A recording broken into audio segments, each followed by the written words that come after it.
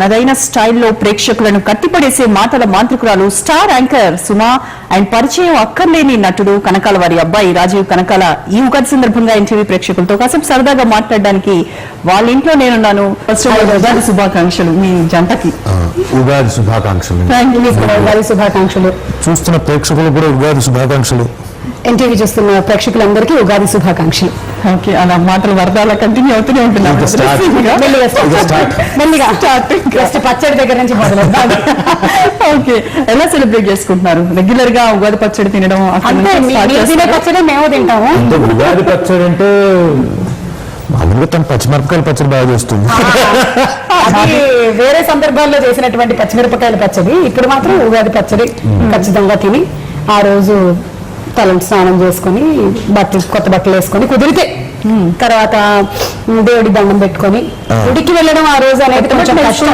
స్నానం లేదు, కొత్త బట్టలు వేసుకోవడం కుదిరితే, స్నానం కుదిరినా కుదరకపోయినా తర్వాత గుడి ఒక్కోసారి కుదరదు, ఎందుకంటే రష్ ఎక్కువగా ఉంటుంది కాబట్టి. అందరూ పాపం ఉగాది రోజు మాత్రమే దేవుడు అక్కడ ఉంటారని వెళ్తుంటారు. నేను మిగిలిన రోజులు వెళ్తాను. అప్పుడు ఆయన పాపం చాలా ఖాళీ ఉంటాడు. వేరే వాళ్ళు ఆయన చాలా బిజీగా ఉండే రోజులు వెళ్ళిపోయి అపాయింట్మెంట్ కోసం వెయిట్ చేస్తారు. ఇద్దరు లేని రోజుల్లో వెళ్ళిపోయి అప్పుడు వెళ్ళి పలకరిస్తూ ఉంటాను. సో ఇది రెగ్యులర్ కార్యక్రమం. రాజీవ్ ఎక్కువ ఏం తింటారు?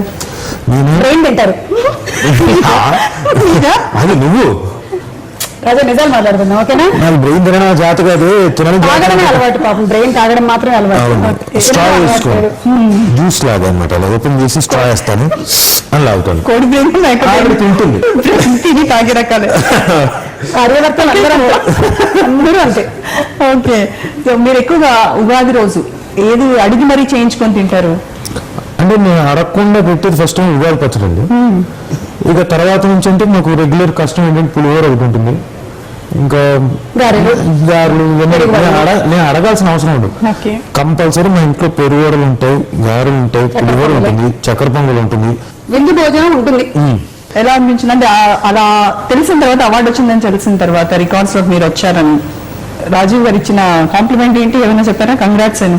తనకి ఆల్రెడీ ఎక్స్పెక్టెడ్, ఇలా గ్యారంటీగా వస్తుందని తెలుసు.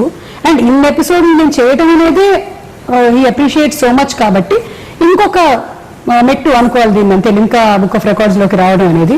ఇన్ ఎపిసోడ్స్ చేయడం అనే ఒక సాటిస్ఫాక్షన్ నాకు రికార్డ్స్ కన్నా ఎక్కువగా ఉంది. మీకు ఎలా అనిపిస్తోంది? డెఫినెట్లీ ఇట్స్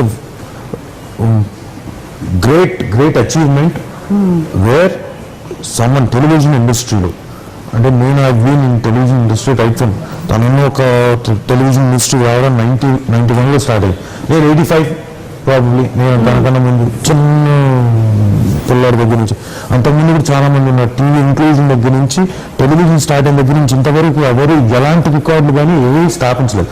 అది వాళ్ళ ఒక లేడీ సాధించింది ఈ తరంలో. నేను ఈ టైంలో ఉన్నాను. ఓకే, ప్రాబ్లీ అనదర్ 10 years ఇంకోళ్ళు ఎవరో సాధిస్తారు, తర్వాత డెఫినెట్ గా సాధించకుండా పోరు, సాధిస్తారు. అయితే ఈ టైంలో ఫస్ట్ టైం ఒక రికార్డు టెలివిజన్ ఇండస్ట్రీ నుంచి ఒకళ్ళు వచ్చి స్థాపించిన టైంలో, ఆ పీరియడ్ లో నేను కూడా part of television industry where I come from. And ఎవరైతే రికార్డు స్థాపించారో నా వైఫ్ అవ్వడం సాధించారు, ఏం సాధించారని విండి చెప్పడం కాదు. దాంతో పాటు కొంచెం డ్రామటైజ్ చేసి యాక్టర్ గా చెప్పాలంటే, I feel very proud that I am Suma's husband, where she made her record for the first time, first mile drive. ఇది కొంచెం చూసి చెప్తారా? కొంచెం మళ్ళీ మళ్ళీ నేను మీకు ఇప్పుడు చెప్పేస్తాను, ఆ తర్వాత ఇదిగో సుమా ప్లీజ్ దిగి. కానీ నాకు తన కళ్ళు ఎటు చూస్తున్నా తన మనసు నన్నే చూస్తుందని నాకు తెలుసు. సుమక్క అందుకని తను ఇటు చూడక్కర్లేదు.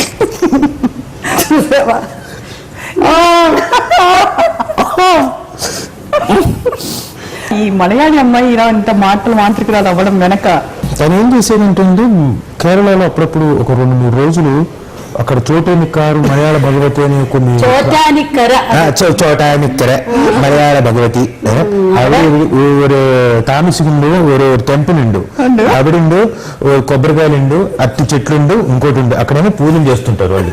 ఓం నేను ఆ క్షుద్ర పూజలన్నీ చేసి తనని వశీకరం చేసుకొని పెళ్లి చేసుకున్నాను. యా, ఎందుకంటే ఈ అబ్బాయిని పెళ్లి చేసుకుంటే నీకు లింకా రికార్డ్స్ యోగం ఉందని ఎవరు చెప్పారు. ఇంకా మళ్ళీ కోకోకోలా తర్వాత ఇంకా సో జోక్స్ అపార్ట్ ఏంటంటే నాన్నగారు వృత్తిరీత్యా ఇక్కడ సెటిల్ అవ్వటం, ఉద్యోగం కోసం ఇక్కడికి రావటం. నేను కేరళలో పుట్టినా ఆ తర్వాత మళ్ళీ నాన్నగారు ఇక్కడ ఉద్యోగం చేస్తున్నారు కాబట్టి నన్ను ఇక్కడ తీసుకురావటం. ఫైనలీ అమ్మేమో తెలుగు తీసుకోమని స్కూల్లో ఎంకరేజ్ చేయటం. ఆ తర్వాత ప్రదీప్ గారు అసిస్టెంట్ డైరెక్టర్ ఉమామహేశ్వరరావు గారు ఒక డాన్స్ ప్రోగ్రాంలో చూసి పెళ్లి చూపులు అనే సీరియల్లో పిలవటం. అక్కడి నుంచి ఒక్కొక్క సీరియల్లోనూ రైటర్స్ డైరెక్టర్స్ అందరూ భాష మీద కమాండ్ తీసుకురావడానికని నాకు వాళ్ళ సలహాలు సూచనలు అన్ని ఇవ్వటం. వాటిని నేను పాజిటివ్గా తీసుకొని తప్పులున్నా వాళ్ళు కొన్నిసార్లు నవ్వినా తిట్టినా వాటిని చాలా పాజిటివ్గా తీసుకొని మనం తప్పు సరిదిద్దుకోవాలి అనే ప్రయత్నం చేసి ఒకసారి చేసిన తప్పుని మళ్ళీ రిపీట్ చేయకుండా ఉండే ప్రయత్నం చేయటం. ఆ తర్వాత ఇంకా ఇన్ ద ప్రాసెస్ రాజీవ్ని పెళ్లి చేసుకోవడం.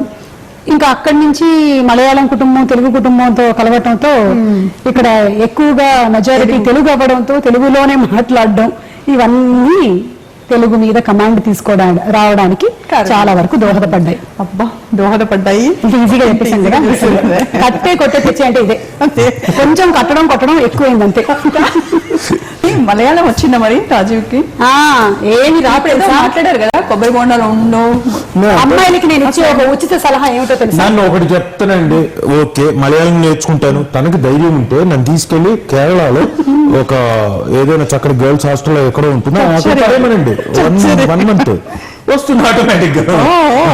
అమ్మాయిల హాస్టల్లోనే అండి, అబ్బాయిలు మాట్లాడరు అక్కడ కేరళ. అమ్మాయిల రాష్ట్రంలో అండి, హాస్టల్ కాకపోతే రాష్ట్రం వేరే లాంగ్వేజెస్ వాళ్ళు ఒకవేళ కనుక పెళ్లి చేసుకుంటున్నట్టయితే ఒకళ్ళ లాంగ్వేజ్ ఇంకొకళ్ళకి రావాలి అంటే పెళ్లికి ముందే ముఖ్యంగా అమ్మాయిలు అబ్బాయిలకి భాష వచ్చేలాగా ప్రయత్నించాలి. పెళ్లి తర్వాత అబ్బాయిలు టేక్ ఇట్ ఫర్ గ్రాంటెడ్ గా తీసుకుంటారు, అసలు నేర్చుకోరు. పరిస్థితులు ఇప్పుడు ఒకవేళ కనుక మేము అక్కడ సెటిల్ అయ్యి చచ్చినట్టు వచ్చేది. తమిళనాడులోనే ఉన్నా, పుట్టి పెరిగాను. అప్పుడప్పుడు చిన్నప్పుడు నాకు వచ్చి తమిళ కొంతవరకు, అయితే మర్చిపోయాను కొంతవరకు. 7 years వరకు ఉన్నప్పుడు ఐ లెర్న్ ఇన్ఎవిటబుల్ గా సౌండ్స్ విని వస్తాయి కదా ఆటోమేటిక్. ఇట్ ఈస్ అయితే ఇందాక మీరు మాట్లాడింది కొంచెం కూడా మలయాళం కాదు, కొంతవరకు టెంపుల్ ఇప్పుడు మేము మలయాళంలో మాట్లాడుకుంటాం. తనకి ఎంతవరకు వచ్చి మనం మాట్లాడుకుంటాం. ശരി ശരി പറയൂ. പിന്നെ എന്തൊക്കെയാണ് ഇന്ന് ഊണ് കഴിക്കാൻ എന്താ ഉണ്ടാക്കുന്നത്? ഊണ് കഴിക്കില്ലേ അവിടെ റോഷൻ വന്നിട്ടേ ഉള്ളൂ. എവിടെ? അവിടെ വീട്ടില്. ആരുടെ വീട്ടില്? നമ്മുടെ വീട്ടില്. ഓക്കെ, നാളെ രാവിലെ എന്താ ഉണ്ടാക്കണ്ടേ? ഞാന് നാളെ രാവിലെ 8 മണി. చూసావా రోజా ఈ అన్యాయం ఈ మాటల్లో? రోజా 8 మణి వీటిల్ అంటే ఇప్పుడు మా ఇంటికి మేము పెట్టిన పేరు కనకాల వీటిల్ అంటే మా ఇంటి పేరు పల్లసన పాచి వీటిల్, రాజీవ్ ఇంటి పేరు కనకాల. సో రాజీవ్ దీని కనకాల వీటిల్ అని ఇంటి పేరు పెట్టాలని పెట్టారు. సో ఆ వీటిల్లో వీటిలు రోషను 8 గంటలు ఇంతే మాట్లాడాడు. ఇప్పుడు కాదండి, ఎప్పుడు వచ్చాం కాదండి, బుల్లెట్ దిగిందా లేదా అన్నదే ఇప్పుడు నేను ఏం మాట్లాడానన్నది కాదండి, సెన్స్ అర్థమైందా లేదా.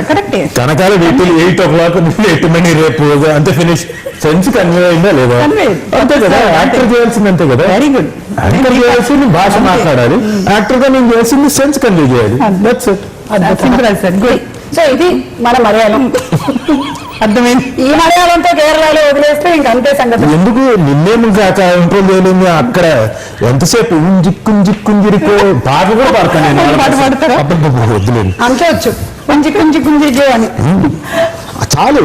కేరళకి వెళ్తే నన్నెవరు మలయాళీ అనుకోరు, తనని మలయాళీ అనుకుంటారు. కర్లీ హెయిర్, కొంచెం మీస కట్టు, మమ్మూటి గారు ఆ స్టైల్లో ఉండడం, హైట్, దాని తను చూడగానే వచ్చి మలయాళంలో మాట్లాడేస్తూ ఉంటారు. బయట నుండి కూడా పెట్టుకుంటారా? అక్కడికి వచ్చినప్పుడు గుళ్ళకి అంతా వెళ్ళినప్పుడు చక్కగా అక్కడ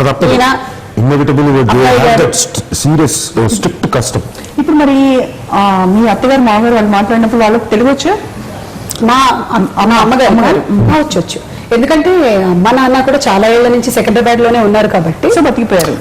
నాకు అంత వచ్చు మలయాళం, వాళ్ళకి అంత బాగా తెలుగు వచ్చు. లేదు మా ఆయనకి తెలుగు మలయాళం వచ్చిన దానికన్నా ఎక్కువ. అవును, నేను కాదంటలేదు, ఆవిడ నాతో బాగా మాట్లాడుతాను. నేను కొంచెం గ్రామర్ లోను గౌరవం. నేను అంతే. ఎవరైనా ఆవిడ తామస నేను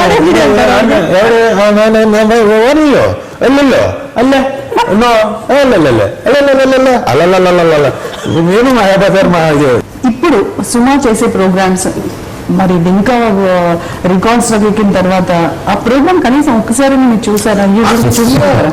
చాలాసార్లు చూసాను. మీరు ఒక్కసారి చూసారా అంటారు కదా, చాలాసార్లు చూసాను. అంటే ఈ బిజీ, మీరు కూడా బిజీ కదా, ఆ టైంకి మీరు ఉండాలి. అంటే ఆ టైంకి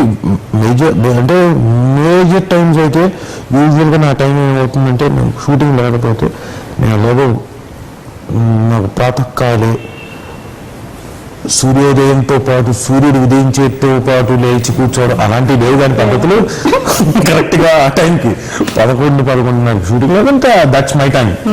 ఐ గెటప్ అదే టైంకి కరెక్ట్గా భోజనం టైంకి ఉంటుందిగా. బుజ్జి మా అని చెప్పి ఒక గెటప్ లో డిఫరెంట్ దీంట్లో వస్తుంది. I seen number of times. ఎప్పుడు ఏమైనా సజెషన్స్ ఇచ్చారా తనకి? పెద్దగా ఉండదు. ఇచ్చారా డిఫరెంట్ సజెషన్స్, క్యారెక్టర్స్ గురించి, క్యారెక్టరైజేషన్స్ గురించి, మాడ్యులేషన్స్ గురించి, ఏం చెయ్యొచ్చు, ఎలా ఇంట్రెస్ట్ తీసుకురావచ్చు గేమ్ షోలో, అలాంటివి చాలా ఇచ్చారు తను సజెషన్స్. ఎందుకంటే మ్యారేజ్ అవ్వకముందు యాంకరింగ్ అంటే ఓన్లీ ఒక ఫిల్మ్ బేస్డ్ షో, ఆ ఫిల్మ్ బేస్డ్ షోలో ఆ క్లిప్పింగ్ చూపించడం, దాని ముందు వెనకాల మాట్లాడడం, ఇంతవరకే అప్పుడు ప్రోగ్రామ్స్ కూడా అలాగే ఉండేవి. మరి ఎక్కువగా నన్ను తీసుకోలేదు వేరే కైండ్ ఆఫ్ ప్రోగ్రామ్స్ లో. సో ఓన్లీ అవాకయ్యారా అలాంటివన్నీ స్టార్ట్ అయిన తర్వాత ఎక్కువగా క్యారెక్టరైజేషన్స్ చేయడం ఇవన్నీ. సో తను ఎప్పుడు చెప్తూ ఉండేవాడు, బోర్ కొట్టకుండా ఉండాలంటే నువ్వు ఇందులో కూడా ఏదైనా వెరైటీగా చేస్తూ ఉండాలి, లేకపోతే రొటీన్ అయిపోతుంది అని. అది కొంచెం బాగా బ్రెయిన్ లోకి ఎక్కింది. సో ఏదో చేయాలి, మనం ఇంకేదైనా చేయాలి, ఒక డిఫరెంట్ గా ప్రజెంట్ చేయాలి అనేది తీసుకున్నాను నేను. సో అందుకే నేను మామూలుగా యాంకరింగ్ అంటే ఒక మొనాటనీ లేకుండా, సుమా అంటే మన ఇంట్లో అమ్మాయి లాగా, రైట్, ఏ క్యారెక్టర్ వేసినా కూడాను చాలా సరదాగా మీ మీద మీరు జోక్స్ వేసుకోవడం గురించి వాళ్ళ అభిమాని బాబు అసలు వాళ్ళ అభిమానం అలా ట్యూన్ చేసి పెట్టాను నేను. వాళ్ళని ఒక ఫ్రీక్వెన్సీలో పెట్టించాను, పాపం అందులో చెల్లట్లేదు, అలాగే ఉండిపోయారు, ట్యూన్ అయిపోయి ఉన్నారు అక్కడ.